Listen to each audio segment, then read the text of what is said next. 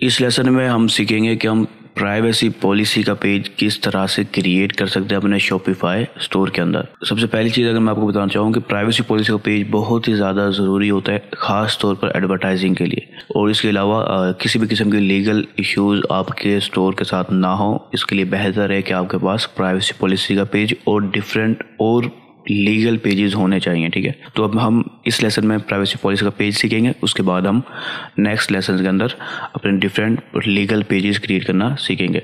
तो pages create करने के लिए सबसे पहले अपने ऑनलाइन स्टोर में जाना है और यहाँ पर आपको एक ऑप्शन मिलेगा पेजेस का। ठीक है, इस पेजेस के इस ऑप्शन पर आप क्लिक करें। यहाँ पर आपको एक पेज बाय डिफ़ॉल्ट जो है ना मिलता है। ठीक है, उसे हम कहते हैं कॉन्टैक्ट पेज। तो यहाँ से कोई भी पर्सन इस पेज के ज़रिए आपको कॉन्टैक्ट कर सकता है। ठीक है, कोई भी आएगा तो यहाँ पर अपनी डिटेल डालेगा और आपको कॉन्टैक्ट कर सकेगा। लेकिन अभी हम लीगल पेजेस बनाने हैं हमने, तो सिंपली आपको यहाँ पर ऐड पेज का बटन नज़र आ रहा है, इस पर क्लिक करें और हम अपना प्राइवेसी पॉलिसी का पेज जनरेट करेंगे। तो सबसे पहली चीज़, हमारे पास प्राइवेसी की कोई ना कोई पॉलिसी होनी चाहिए। अगर आपके पास खुद की है, कोई आपका ब्रांड है और आप इस खुद लिख सकते हैं कि क्या पॉलिसी आपकी प्राइवेसी पॉलिसी की, तो फिर आप खुद लिख लें।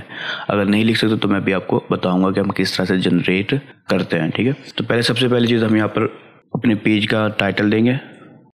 ठीक है, उसके बाद यहाँ पर हम अपनी पॉलिसी लिखेंगे। अभी पॉलिसी क्या होती है, इसके अंदर सब चीज़ें जो मेन चीज़ें होती हैं वो ये होती है कि हम यूज़र्स को, कस्टमर्स को जो हमारे स्टोर पर विजिट आ रहे हैं, ट्रैफिक आ रही है, ठीक है, उनको बता रहे होते हैं कि हमारी प्राइवेसी पॉलिसी है कि हम उसके डाटा को सेव रखेंगे और किन जगहों पे यूज़ करेंगे, ये चीज़ें हमें अपनी पॉलिसी में बताना होती है। तो इसका सबसे आसान तरीका ये है कि आपने एक वेबसाइट को विज़िट करना है और उस वेबसाइट का नाम है प्राइवेसी पॉलिसी जनरेटर। ठीक है, प्राइवेसी पॉलिसी जनरेटर.info। इस वेबसाइट को विजिट करेंगे, ये वो वेबसाइट है।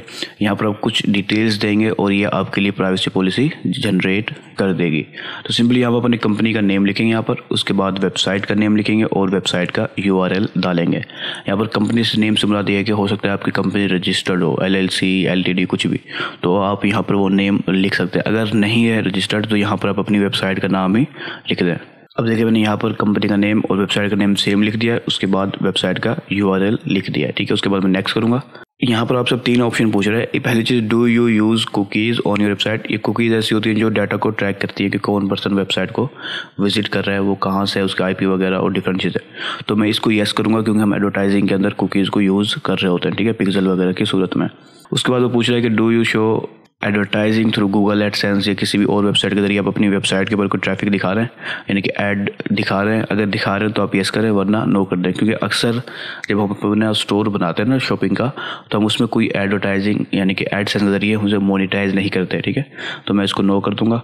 उसके बाद अगर किसी और गूगल के अलावा किसी थर्ड पार्टी के जरिए एडवर्टाइजिंग कर रहे हैं आप, ठीक है, अपनी खुद की सूरत में, यानी कि आप अपनी खुद की एडवर्टाइजिंग साथ साथ लगा रहे हैं या किसी और के लिए लगा रहे हैं, तो आप इसको यस करें, वरना आप नो कर दें। ठीक है, मैं इसको नो करूँगा। हम शॉपिंग में जब हमारा कोई ब्रांडेड वेबसाइट होती है तो हम उसमें इस तरह की एडवर्टाइजिंग वगैरह कुछ भी नहीं करते, तो मैं इसको नेक्स्ट कर दूँगा। उसके बाद आप कंट्री सेलेक्ट करेंगे, जो भी कंट्री या रीजन आपकी होगी तो आप उसके हिसाब से कंट्री को सिलेक्ट कर लें। ठीक है, मैंने ये सिलेक्ट कर लिया। उसके बाद मैं यहाँ पर ईमेल एड्रेस लिखूँगा। यहाँ पर आप ईमेल एड्रेस वो लिख दें जहाँ पर आप चाहते हैं कि आपका कस्टमर आपसे रब्ता करे। ठीक है, तो मैं मिसाल के तौर पर यहाँ पर लिख देता हूँ। ठीक है, यहाँ पर मैंने यहाँ ईमेल एड्रेस लिख दिया। उसके बाद मैं जनरेट माय प्राइवेसी पॉलिसी पे क्लिक करूँगा और ये 3 से 4 स्टेप है टोटल। उसके बाद हमारा जो है ना प्राइवेसी पॉलिसी जनरेट हो जाएगी। ठीक है, ये हमारी प्राइवेसी पॉलिसी है। मैं यहाँ से इस प्राइवेसी पॉलिसी को कॉपी कर लेता हूँ। ठीक है, और कॉपी किया मैंने, यहाँ पर आके मैं इसको पेस्ट कर दूँगा। ठीक है, अब ये मेरी प्राइवेसी पॉलिसी क्रिएट हो गई है। मैं इसे सिंपली सेव करूंगा और मेरी प्राइवेसी पॉलिसी जनरेट हो गई है। अगर आप इसको कस्टमाइज़ करना चाहते हैं, ठीक है, प्राइवेसी पॉलिसी पेज को, तो फिर कस्टमाइजेशन के लिए आपको थीम के सेक्शन में कस्टमाइजेशन में जाना होगा और उसके बाद आपको प्राइवेसी पॉलिसी पेज को मैन्युअली कस्टमाइज़ करना होगा। अगर आप करना चाहते हैं तो उस सूरत में आपके पास प्राइवेसी पॉलिसी ज़ाहिर सी बात होगी, तो फिर आप मुख्तलिफ सेक्शंस के ज़रिए उसको कंट्रोल यानी कि डिज़ाइन को चेंज कर सकेंगे। तो आप सिंपली होम पेज से पेजेस के सेक्शन में आ जाएं। ठीक है, और अगर आपको यहाँ पर नज़र नहीं आता आपकी कोई भी पेज, तो आप उसको सर्च कर लें। ठीक है, प्राइवेसी। ठीक है, ये आपको पेज नज़र आ जाएगा, इसको आप सिंपली एडिट करें। तो इस वक्त आपका एक ही सेक्शन है, वो है पेज का। तो आप यहाँ पर खुद बाकी सारे सेक्शन क्रिएट करेंगे और फिर बाद में इसको रिमूव कर देंगे। मिसाल के तौर पर आपने यहाँ पर कोई बैनर दिखाना है या कोई टाइटल दिखाना है या कुछ भी आपने दिखाना है, तो आप उसको खुद से डालेंगे। ठीक है, अब मैंने एक टाइटल डाला, यहाँ पर मैं उस टाइटल का नाम डाल दूंगा प्राइवेसी पॉलिसी।